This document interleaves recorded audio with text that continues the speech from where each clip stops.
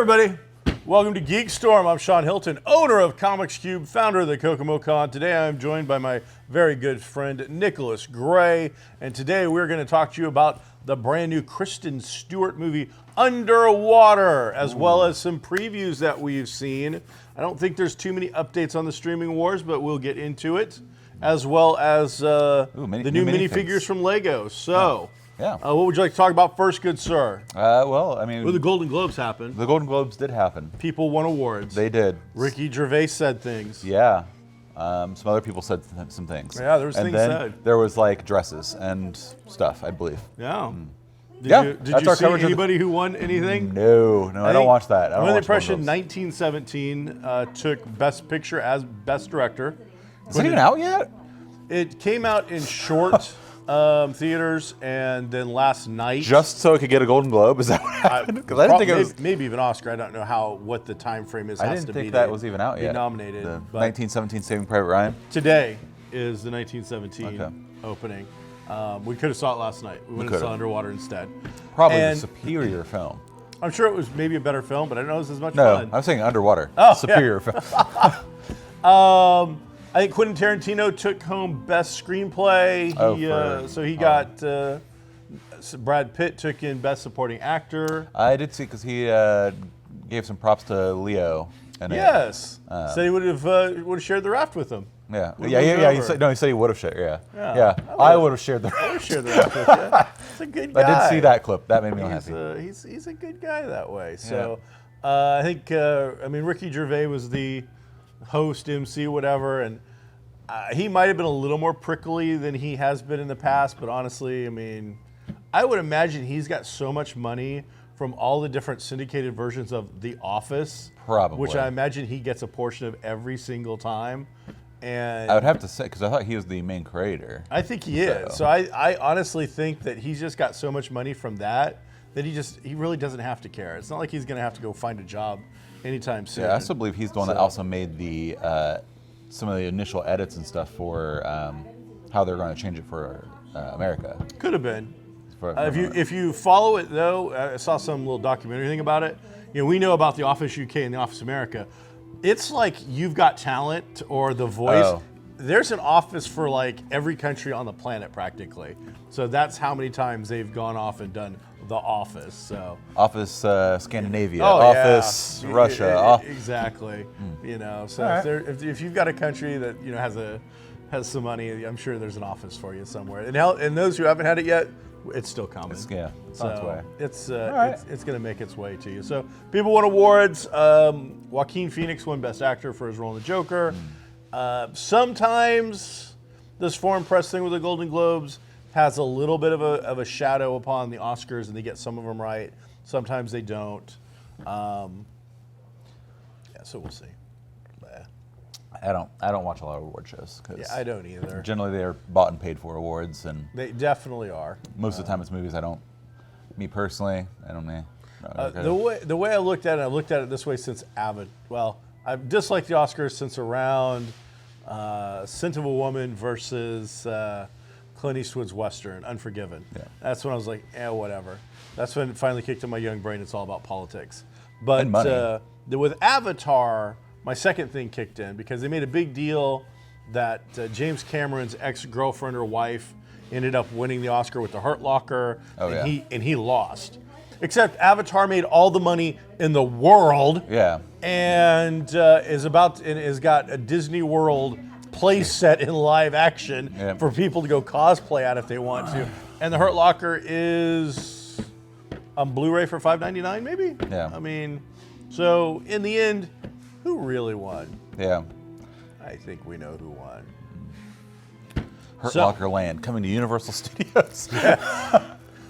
Hopefully never. So before we saw the movie last night, we got some previews. We did. And a lot of horror movies. Well, we were at a horror movie, so true. But I didn't think there was that many horror movies coming out in the next 4 months, but apparently there are. It appears we saw them all. Yeah. So there was a couple wanted to mention. One, and this one kind of bugged me a little bit. There's Fantasy Island. Oh, yeah. But it wasn't Fantasy Island. It was like Bloom's Fantasy Island. I don't know who What's that the is. title? I think that's the distributor who's making a ton of these horror movies now. Oh, okay. So, but the fact that they, usually you go Fantasy Island and they'd be the producers or the distributor. Or whatever. Yeah. No, they added their name to like the tagline, like Yeah. it's Bloom's Fantasy Island, and I'm like, that's a little weird. That is. Now we've seen a TV miniseries done with them messing with the Fantasy Island thing and kind of twisting it up a little bit into Yeah. something a little darker. But this straight up looks to be dark. Dark know, horror. a horror suspense kind of thing. Yeah, the one thing, at least I was happy that usually when we get these 70s, 80s, 60s remakes brought up, they're almost always comedies. Terrible, terrible comedies of whatever it was. Dukes of Hazzard. Yeah, and things that like... So now we're going to get a terrible horror movie. Yeah. Like, nothing in it made me think... Yeah. Awesome. Nothing made me think I'm gonna love. Like I need to run out and see this. This is gonna be a great new take. It was all like it really felt like a crappier. Was it Cabin in the Woods? Yes, It felt kind of like a crappier Cabin in the Woods. I can We're see taking you that. to an island instead of a cabin, so that's nicer. And instead of having a little person, we've got a beautiful black woman. Yeah. Like, okay. I mean, but if one thing is I was happy with is the fact that, is it Pina? The Ant-Man's little buddy who talks a lot? Yeah. He's Mr. Rourke, it looks Yeah, like. So, yeah. you know what? Good or bad, at least that guy got another job. Yeah. And I like him, so I don't know if I like him enough to go see a movie based on Fantasy Island. Yeah. If he'd done just about anything else, I'd probably be like, oh, yeah, I'll go check him out. So, But I mean, we'll see. I wonder if we truly have broke the trend of everything being remade as a comedy, and now everything's gonna be remade as a horror movie. Because there's the Banana Splits. Yeah, like that. Yeah. That got redone as a horror movie, and Crazy. so I mean, is it gonna be the? I haven't seen that Is yet like either. the Love I've Boat been really Titanic? Is that what it's gonna be? That would be so cool. Yeah. They take the Titanic, they mix in some 70s disaster movie with Yep. some 80s slasher movie. You know. Put all that into a big mixing pot and spend 25 million to 50 million on it. Hollywood, and see what you can come get see out us. of it. We got you. We'll get you a We got you. screenplay. We can knock this one out for you. We're gonna bring back the Love Boat. Oh man, that's so good. The little, was it the little wheel? Yeah, the little wheel, the little steering wheel thing. Little faces of B actors with our one A-list actor who's kind of on the downside as Captain Stubing.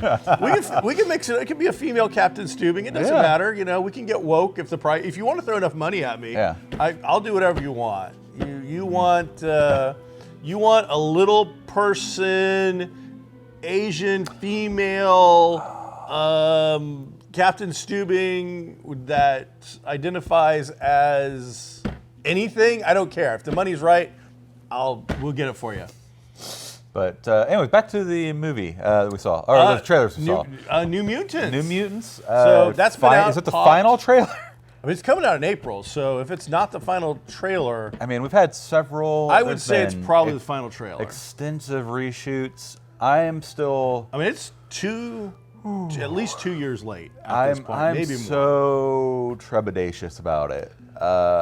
What was weird, one of the weirdest things about the trailer, besides the fact that I'm like, oh, they took what looked like a really crappy film and at least made me, I'll go see it now for sure, was when the thing popped up, Marvel, like big Marvel. And I'm like, well, okay, they actually put their name on it. Yeah, I thought they weren't going to. You know, little subtitle, the last movie, Fox. Yeah, you know, kind of thing. I was like, Fox, Marvel.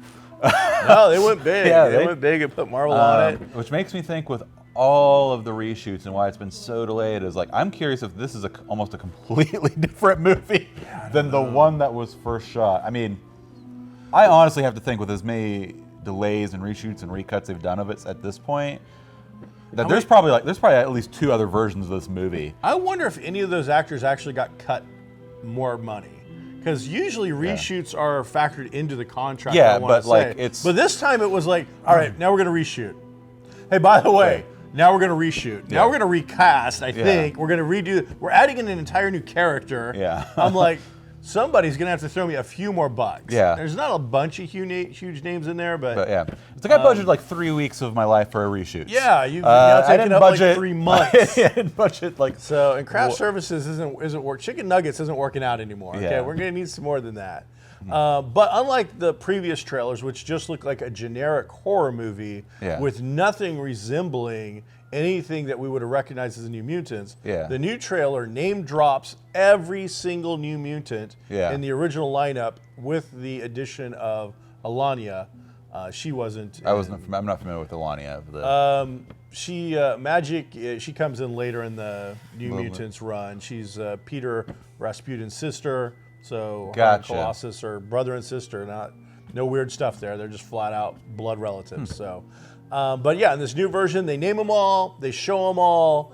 You get an idea, if not just a direct look, of exactly what their powers are. Yeah, you get a good look at that for the first time. Surprising. I'm still, just because of the amount of time and reshoots and stuff, did we cobble together a good movie? Did we cobble together a passable movie? Did we just cobble together an hour and a half? They cobbled enough together that I would pay the Kokomo AMC rate of $3.99 to go see it on Tuesday.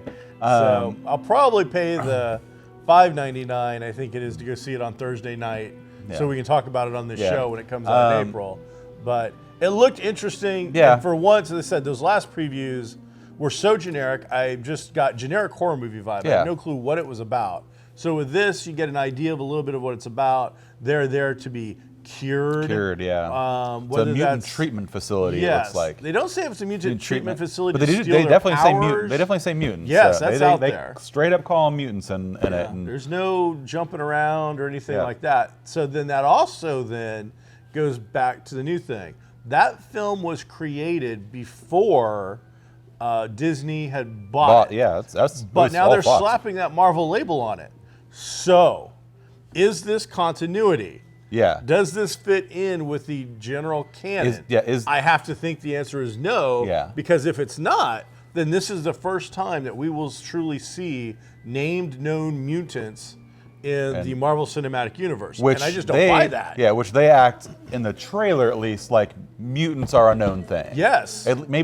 I guess there could be the possibility that mutants aren't a widely known thing, but like they definitely, in this trailer, and that seems to me would be a weird way to bring in mutants if we're just going to say, oh yeah, we knew mutants existed and these are, we just never talked about it. Yeah. It's a little peculiar. Maybe I could see this possibly tying into us bringing in X-Men later and stuff like that. Maybe it'll fit in with their continuity They basically have to re-drill the board to put all these weird pegs into these different shapes to make it fit. So I think it's probably just best in their thing to just go, it's not continuity with the greater cinematic Marvel universe. Enjoy your movie. Yeah, which I'd be fine with. I'm like, I don't need them to make something fit in. But then what happens if it makes money? It goes well, and there's like demands for a sequel, and it's like, okay, now what do we do? Now we're going to have two different cinematic universes just to handle this. But these guys are obviously going to mention something about mutants at some point. And I gotta assume they're going to work in the mutants into the greater cinematic universe. I mean, I really feel like that's the end goal of what they've been trying to do for, however many years at this point. But I hope for the best. It's definitely a new take on like Deadpool is a kind of a different take on the superhero genre with what it was. I think this is, again, another new take on the superhero genre. We get to see something truly, truly dark. And what is it rated, actually? Is it PG-13? Wasn't rated yet. Okay, I was like, I just thought of that. I was like... So my feeling is that it was probably meant to be an R and will probably be cut down to a PG-13 to make it. I was curious if it was going to go there. I thought curious if it was the other way, if it was a PG-13 and we're going to up it to an R. I think they're going to get it down to a PG-13 to get that teenage horror audience. Okay. That is probably one of the bigger aspects of horror movies at this point, is that tween to 19 kind of category. Plus, on top of it, if it gets down to PG-13, they can then show it on Disney Plus. If they get it up to an R, they've already said they won't show anything R-rated on Disney Plus. So this would kill their ability to get a new movie fairly quickly onto their platform. Okay. So I think, and let's face it, I doubt it's going to play in the theater that long. A lot of other horror movies were on there. I don't think there was the too much. Hitchcock. I forget what it was titled. Agoraphobe. I've already got my Through the theory on window. that one. Through the windows. Through the window? Well, that's the Hitchcock one, I believe. Oh, okay. So Jimmy Stewart, where he's broke his leg and spying on the neighbors, Yeah, and he's a peeping Tom. Yeah, sees the murder. New take on that. Agoraphobic Amy Adams. Yes. Lives in what seems like a very lovely large house, and I have to assume New York City. It doesn't really come across, but it definitely looks like a big city. I think the officer's uniform looked like a New York City police officer, and the police that's in a part of the trailer. But she sees her neighbor get murdered and hurt or something weird. Yep, and then she's not murdered, and it's not even her supposedly. Yep. So I got my theory. Wackiness ensues. We'll see. Yes, after you said that, I was like, I could very much. That seems like the but twist I think they're going to go for. So, Underwater. Kristen Stewart. It was directed by somebody. It starred other people. T.J. Miller's the only other one I can tell you that was in it. Yeah. And then the guy from the Newsroom that I kind of liked a little bit, but Oh, I don't know his name. But hey, if you like the Newsroom a lot, there's a guy in it that he's in this, and there you go. Yeah, so you took me to it. I couldn't even confirm the name of it last night when I was like, Lauren's like, you're gonna go see the Underwater movie, and I'm like what Underwater movie? Like, who's underwater? Oh, yeah, I was like, what's underwater? Like, who's underwater? But I tried to get Mike to go under our old school bad movie protocol, but he's now an adult and can't partake of these things. I didn't even watch the trailer. I just went in completely blind, and I have to say, starts off the only real backstory or setup you get is in the opening credits, like newspapers and news articles in the background. If you're blind, this movie's out. Don't bother. Read There's fast. nothing you're going to see. So if you're not a fast reader, you really need to, as they're showing all that stuff, you're right. And Lauren asked me about, because that's all the setup you get, and then it's Kristen Stewart brushing her teeth. The opening credits, lots of newspapers and articles. And like internet articles and blogs and stuff. You need to look at those things, because if you're not looking at it, if you're not paying attention, you're going to miss the only setup you're going to get until the end. That is your entire setup of the movie. And then your true closure of the movie is, again, there's going to be some newspaper articles and stuff flashing, which I was fine with both of those. Quite honestly, it really got the movie just like, we jumped into it. Yeah, I mean, stuff happened real fast. You've got about 5 minutes of, and then after 5 minutes, it's 1970s disaster movie, Run for Your Life, mixed in with aliens and killer stuff. Go. Oh man, I mean, they are literally running the majority of the time or dying. So it is getting hammered on your tomato thingies and your twitty watty verse thingies and your Huma Bobber thingies and everything. You don't want to go bad on the Huma Bobbers. Bobbers. The Huma Bobber things are bad. But it's getting killed. I enjoyed it. I mean, it's not a life-changing Oscar-winning movie, but it was I thought, a very decent action movie. Kind of turn your brain off and go. Their action scenes are exciting. One of probably the biggest things I appreciate is that they don't. They really take the underwater aspect of like it's dark because it takes place in the Marianas Trench. They're drilling the deep sea. They're at 6.8 miles under the ocean, kind of a thing. Yep. And like they really use that to the advantage of it's dark and you even with lights you're only seeing about from me to the edge of that table. Yeah, that was about 10 feet of visibility at most. Yep, and that's with the lights. That's all I can see. So they really use that and some good jump scares in there, but also keeping things hidden.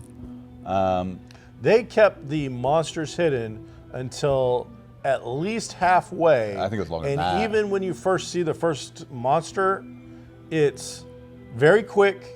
It's jump scary type stuff. You don't get a clear vision of it. You don't see a clear monster fully dead on until 75 to 80% of the way through the movie. Almost to the end of the movie. And the tension is kept up right from the get-go. Yep. From the natural disaster aspect of it that we're going to die just because of pressure, water, depth, that's going to kill us, to, oh, holy cow, now not only is the pressure, depth, and all this other stuff going to kill us, now there's something actively pursuing, wanting to kill us. I think the movie did a good job of that in the beginning, is because again, I didn't even watch a trailer for it. I just went with you to see this movie, so not knowing that, I don't know if they showed that in the trailer at all or mentioned it in the trailer, but yeah, like you start off the movie, at least for me, I didn't even realize. I thought it was just going to be underwater escape.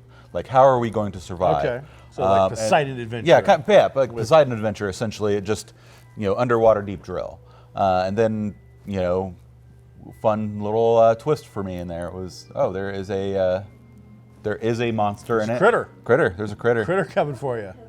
A lot of people would. I have heard somebody recently say this is a poor man's Alien or Aliens. I've heard all kinds of things like that, and they're all right. Absolutely, you're right. And you know what? I love Alien, and I love Aliens, and I love The Abyss. This took The Abyss, threw in Alien, and then gave me a new little thing to go with it, with a rock'em sock'em run for your life adventure, thrown in with disaster, and honestly, visually, absolutely. There is dangling hoses and debris. Yeah. It looks like something that you would have seen out of the first Alien movie, with them going through some of the small areas. It makes, for what the premise is, it makes sense of like all of it, because it's, there's a lot of parallels between, I think, when they talk about building stuff underwater and in space. In outer space. Yeah. It's both are going to kill you. Yes. Both, you don't go outside without a very elaborate suit. So, and you have to be able to hold up to the environment that it's in, the pressure there, space, you have radiation, and the lack of pressure. There's a lot of relation to Alien for sure. Yeah. Straight out to, at one point, the captain of the underwater crew goes off kind of into a little corner by himself. Was that guy the guy that was Leon the professional? No, absolutely not. Okay. No, he spoke way too good English for him. He goes off in a little corner, and as he's going, he's like, "I've got to go back to get a gun." I'm like, "No, Dallas, don't go down the corridor. That's a really dumb idea, Dallas." And the captain, it doesn't work out well. So, and then right down to the end of the movie is a good 5 minutes of Kristen Stewart running around wet and in her underwear. There is a lot of, I thought, needless. You disagree, but I thought there was a lot of. I never thought Kristen Stewart was very attractive until we see her running around in her underwear, and I'm like, Kristen Stewart isn't. And then flat out, as I'm going, she's pretty cute. Then I'm like, wait a second.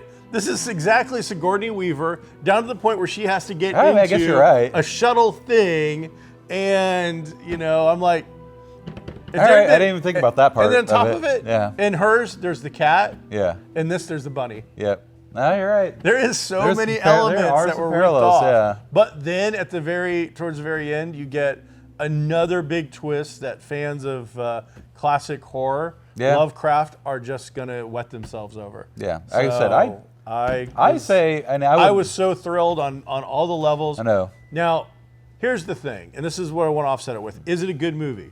No, it's not a good movie. Do we care? No, because it's fun, and that's why I go to the movies on this one. At no point was I like, I need to walk out. At no point was I like, it doesn't hit my probably top 50 worst movies I've seen. Oh, no. So, this was a great bad movie. Yeah. I will probably a perfect bad movie. I will probably end up, I don't buy as much anymore because everything's streaming. Sure. But I mean, like, this would be a movie I would own on I'd buy a DVD when it was on sale, and I would want to see the extras. Yeah, I want to see the extras or for this. extra cut footage. Yes, there's some deleted scenes. I'd love to see the making of the monster. Yeah, I hope there are. T.J. Miller has got to have a bunch of cut crap that was deleted, or ad-lib stuff that they just kept redoing. There's probably a good gag roll of him saying dumb stuff and he's so cracking the tension. Jokes. Yeah, horrible jokes as he cracks. No one can keep a straight face in this intense moment because he has some great. He really does. He adds some good levity to it. He adds humor and comedy, but in a really morbid kind of way in a few instances. We're all going out to our deaths, but it seems like a good idea today. Yeah. Lauren told me this, and I didn't even see. Maybe it flashed in one of the multiple news articles, but she said that it was like, they have to stay down for 3 months, don't they? I was like, because of the pressure, I would imagine. She said that's apparently in the trailer. There's somebody talking about there are 3-month cycles of that makes sense of teams. And I was like, oh, that definitely wasn't ever mentioned. And it wasn't. Not that changed really anything, but I mean, they deal a little bit with the aspect of what horrible death's going to happen because of pressure. They try to somewhat give it scientific plausibility, but the deep sea underwater suits really made me think of spacesuits. And if you're familiar with Space Marines, it 100% made me think. I was like, whoever did this, if they ever do a movie with Warhammer 40K, those suits, they should get this guy to make the space Marines. Yeah, I was like, man, I want one of those suits. That's pretty cool. Yeah. But yeah, at the end when there's an escape pod. Say there's an escape pod. Yeah. It's going up so fast. Yeah, all I can think of was like, under all the pressure and everything else, I'm just dead. like, I'm like the horrible. I mean, I don't know. I was certified scuba twice, but I have to admit my actual time was very limited for what I was able to do. But for what I was taught, the depth that they're at, even with all the stuff that they've done and whatnot, as quickly as they were going up. Yeah. I don't know. Once they got up to the top, if that thing was sealed and somehow did pressurize and keep them alive, they would have to be in that or some other device that had the same pressure for like months to possibly let these people live. Because every super deep sea thing that I've ever seen, it wasn't like a single person pod. Yeah. It's because, again, like you said, they have to stay in it for forever. Days, best case scenario, depending on the depth they're at. And so it's almost like a tiny apartment type thing where they can come up to pressure. But I can't imagine, I guess it's that or death, but this tiny little thing. I'm sitting, I can't even stand. I got to sit in this for. I recommend it if you like an action adventure film. I think this is 100%. Even if you don't go to the theater, which I wouldn't fault you for not going to the theater to see it, but 100%, it's definitely a watch for in your dark living room on Netflix. Yeah, when it comes out on movies, it's 100% worth it. Yeah, it's a lot of fun. So, good stuff there. There was one other trailer we didn't talk about. Which other one? Did I miss well, it's the Birds of Prey trailer. Another horror movie, but it's horrible for a different reason. This is the first time I've seen that commercial. It only came out, I think, 2 days ago, I think, is that the new trailer, which may be the final trailer. I've seen a couple of trailers, but this is the first one now where I have seen Black Mask. Finally, Ewan McGregor with the mask on. Does he get it all the way on it? I thought you just saw him starting to put it on. Close enough that I got an idea of what the mask was. They showed the mask 2 or 3 times. Yeah. They explained how each person on this little Birds of Prey team had wronged him or why he was after them, but. They didn't really explain why he's after Harley still. He just wants Harley dead. Yeah, I'm sure there's a reason. He wants Harley dead. She did him wrong, or the Joker's offering something. But I guess. The casting is just a little weird. The whole thing seems odd. The forced use of her using the word emancipation just was cringy. Yeah. It was just, you know what? There's this old saying: you got to kill your darlings. Things that you might love that you thought up, you're like, that's going to be perfect. But once it finally hits the paper and you're looking at it, you got to wow, I really love that, but that really sucks. Yeah. That is a horrible title. It's just bad. The emancipation of Harley Quinn and the something or rather, and I'm just like, oh, man. Yeah, just nothing looked real. Nothing makes me want to. It looked like a train wreck. I will watch it. Oh, yeah, I'm going to go to the theater. They're going to get my money. I don't know. They're going to get my money more than once. Suicide Squad looked 100 times better than this does. And I would have been, not that, there's so much cringe and things that don't make sense. I don't understand why DC has such a hard time making movies. I'm going to be curious to see what they come up with on this one. So we'll see. Maybe it's going to be amazing, and we're going to be eating our words. And I hope that's the case. Yeah, I hope I go in. I'm like, you know what? I love it. Yeah. But I don't know. There's a hyena in it, though. So I love the hyena. Yeah. Except in the book, she's got 2 hyenas. Yeah. And this there only looks to be 1. I think the budget was like, we can afford 1 hyena. Yeah, That's all probably. You're gonna get. From Lego, the new minifigure blind bag set is a DC-inspired set. It's not even inspired; it's all DC. I was gonna say. Yeah, it's a great little set. It's 16 figures. They raised the price point by $1. Wow. These used to be $3.99. They are And now now they're $4.99. $4.99. So And $5 I'm not gonna lie, for a minifig. I've bought a handful, but I got the only one I was truly after in the very first one. Wow, you I lucked got out. lucky. I felt around. I got what I wanted, which is Mr. Miracle. And I he's know you love Mr. my Miracle. favorite little figure out of this. You need to put a check there. You got to check that you have it. There is a first appearance of Wonder Woman, which was pretty cool. There's a first appearance of Batman. So these are costumes of the old, the 30s, late 30s, early 40s that they first appeared in. Jay Garrick is the Flash, which is the original Flash. So that's kind of cool. You also get a rebirth Superman, which is his new 52 kind of a look. So that was kind of neat. You get Aquaman. It looks like a classic Aquaman. It does not look like Jason Momoa. You get Stargirl, who's supposed to be getting her own series coming out. She's a fun little character. You get a new Green Lantern, who is one that nobody's going to know. And you get a Sinestro, so that's kind of cool. Is it a new Sinestro? It's a new model for the Sinestro, I'm sure, but it's nothing new about it other than that. You get Cheetah, which will face off with your Wonder Woman. You're probably getting those because of the new Wonder Woman movie. I would imagine. You're getting a Cyborg, who I believe you've already got. You're getting a Huntress, who I believe you've already got. You are getting Metamorpho. That's the only other figure I can think of that I really, really want to get is Metamorpho. You're getting a Dark Knight Returns kind of Joker, which we've got on here. Bumblebee and a Batmite. I'd also like to have a Batmite. So, I like the Joker playing. Again, the same high quality you would expect from Lego. They're not messing around. Everything, the clutch is great. They've added a few extra bricks so you can pose them up a little better. Oh. The stuff that they come with is kind of fun and funky and weird. What's the weird. I think that's so you can pose them a little bit, but I didn't want to mess with it, so I just stuck them on. I just stuck them so they'd have them. So yeah, there you go. Hey everybody, that's GeekStorm for the week. Thanks for checking it out. And while you're out to downtown Kokomo, stop on by and check out Kokomo Toys, where we film every week. Stop on by Comics Cubed. I may be there. You can talk to me. I'll sign whatever the hell you want me to sign. Ooh. Yeah, as long as it's not legal documents, I don't care. If you can track down Sean Hilton's comic, he will sign it. Yeah. Be groovy, everybody. We'll see you next week.